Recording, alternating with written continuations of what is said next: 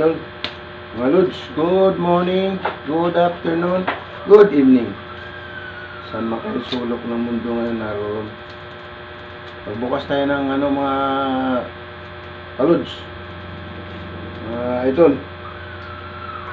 Bukas tayo ng ating parcel. Dumating na eh.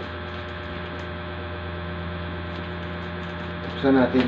Ika nga sa notice nila, no video, no return.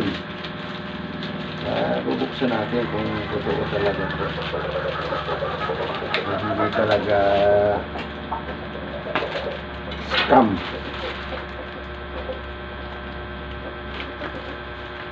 Natin kung ito kasi mga Lods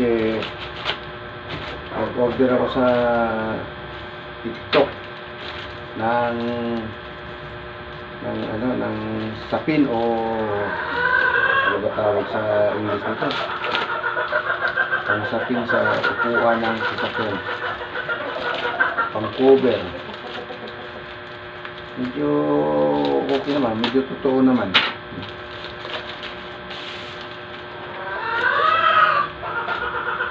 Ito yung order natin mga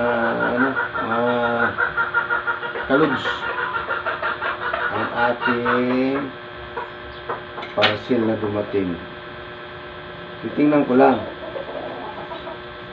Dark pala. Dark brown. Dark brown pala mga Lods.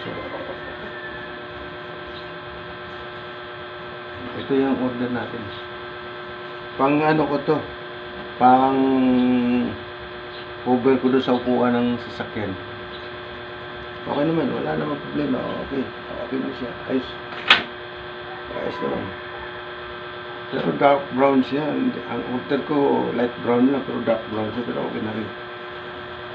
Okay na rin ito. Tatakip ko dun to sa upuan ng sasakyan na nabili natin. Okay. Salamat TikTok. Hindi kayo scammer. Hindi ko na rin bubuksan itong isa. Alam ko na kung ano laman ito. Parehas lang naman eh. TikTok, salamat TikTok ha.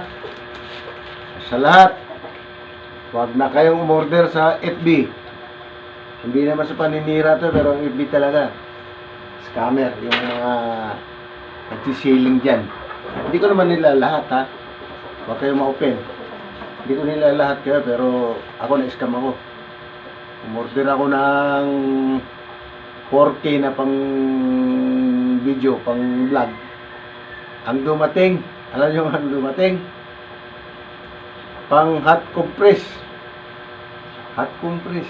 Magkano hot compress lang? 300, 200 lang mahigit yun. Ang binayaran ko 1,000 mahigit. 1,000, okay, sakto 1,000. Tapos dumating hot compress. Aga naman, FB. Baka kaya nyo kontrolin yung mga scammer. Ito'y paalala lang ha, hindi ito ha. Huwag nyo akong personalin. Kasi nasa FB na rin ako. Paalala lang yung tinatanggap yung mga seller dyan. Kawawa naman kaming mga nag-o-order. Naghahangad lang kami magkaroon ng mga ganong bagay. Tapos, ni-scam lang pala kami. Sana lang ha, sana, pero sa TikTok kasi sure ako na ang order mo talagang totoo. Pasensya na po ha.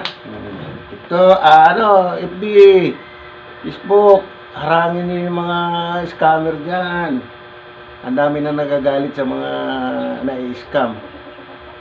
Babo na. Okay na yung ko, order ko.